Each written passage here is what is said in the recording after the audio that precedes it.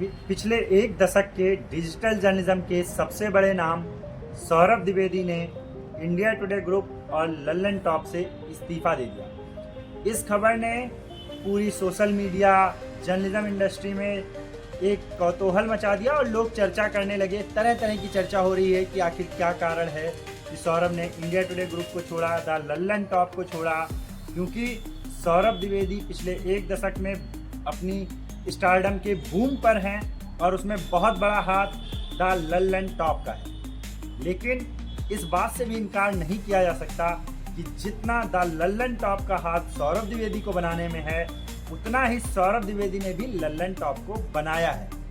Saurabh Dwivedi digital journalism में अमिताभ बच्चन की तरह उभरे हैं और उनकी पहली पारी बहुत ही शानदार गई है। अब देखना होगा कि इसके बाद वो क्या करेंगे। सौरभ ने ट्वीट करके जानकारी दी कि अभी वो कुछ दिन विपासना में रहेंगे, आराम करेंगे और फिर नए कदम के बारे में उठाएंगे। इसके पीछे क्या क्या संभावित कारण हो सकते हैं, मैं आपसे सिर्फ उसके बारे में चर्चा करूंगा। एक तो सबसे पहला और महत्वपूर्ण कारण है इंडिया टुडे का कल्चर। इंडिया टुडे ब्रांड कभी भी इंडिया टुडे के नाम से बड़ा किसी एक व्यक्ति विशेष का नाम हो जाए, इस चीज को प्रमोट नहीं करता है। और पिछले एक दशक में सौरभ ने जिस तरीके से अपनी इंडिविजुअल आइडेंटिटी बनाई है, उसको लेकर चर्चा है।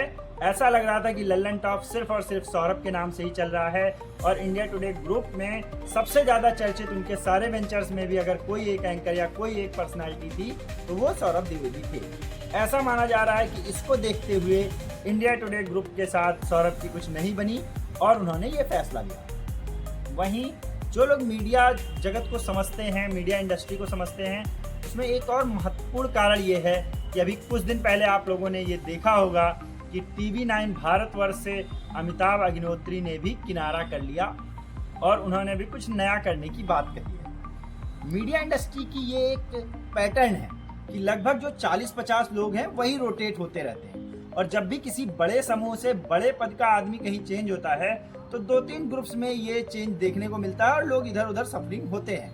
तो एक महत्वपूर्ण कारण ये भी हो सकता है कि ये शिफ्टिंग देखने को मिले। एक कारण ऐसा है जो सौरभ को भी चुभेगा, वो ये है कि बिहार चुनाव में द लल्लन टॉप छोड़ के ही द पिंच स्टार्ट करने वाले, द न्यूज़ पिंच स्टार्ट करने वाले दो लड़कों ने द लल्लन टॉप से ज़्यादा टीआरपी बटोरी, ज़्यादा चर्चाएं बटोरी, ज़्यादा सुर्खियां बटोरी।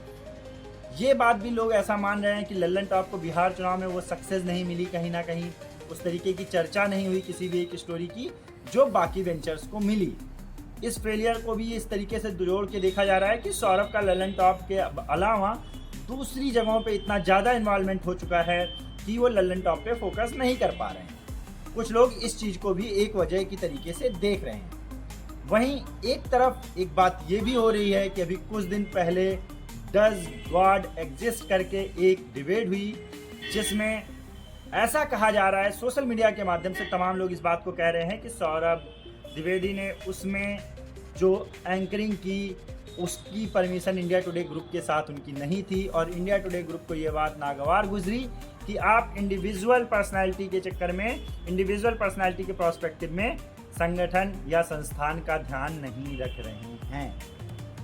इसके अलावा और भी तरह तरह की बातें हो रही हैं जिसमें यह माना जा रहा है कि सौरभ का स्टारडम इतना बढ़ गया था कि इंडिया टुडे ग्रुप में उनको लग रहा था कि वो जस्टिस नहीं मिल पा रहा है, क्योंकि अभी तक वो टीवी पे एंकरिंग के लिए नहीं आ पा रहे हैं। उनसे बड़े पद तो हैं, लल्लन टॉप ही है और कुछ नहीं है। एक और बड़ा मुद्दा है जिस तरीके से सौरभ ने लल्लन टॉप को ग्रो किया, पिछले लगभग 1 से 2 साल में लल्लन टॉप को वो टीआरपी नहीं मिल पा रही है तमाम डिजिटल प्लेटफॉर्म्स के और आ जाने के कारण या भी कंटेंट के उसमें बहुत सारे प्रयोग हुए, चाहे वो सौरभ का आमिर खान को लेकर 4.5 से 5 घंटे का एपिसोड हो या बड़े बड़े एपिसोड हो, कोई भी ऐसा चर्चा का विषय नहीं बन पा रहा है।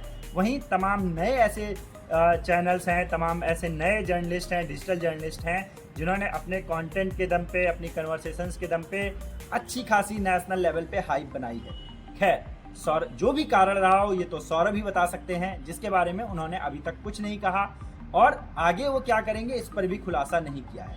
लेकिन मैं इस बात को पूरी जिम्मेदारी के साथ कहता हूं कि पिछले एक दशक में सौरभ द्विवेदी ने डिजिटल जर्नलिज्म में जो काम किया है वो पूरे देश में जिस तरीके से उभर के आए हैं और कहीं ना कहीं एक छत्र राज किया है, वो किसी और जर्नलिस्ट ने नहीं किया है।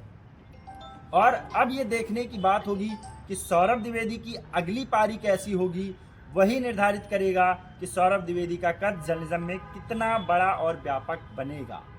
As a Amitabh Bachchan in digital journalism, Saurabh Dwivedi की पहली पारी अभी तक हिट है और आगे वो क्या फैसला लेते हैं इस पर सभी की निगाहें भी बनी हुई हैं। तो ये था द विकास शो। इसी तरीके से मैं आपको ऐसे ट्रेंडिंग टॉपिक्स पे अपनी राय देता रहूँगा। आप हमारे साथ जुड़े रहें। धन्यवाद।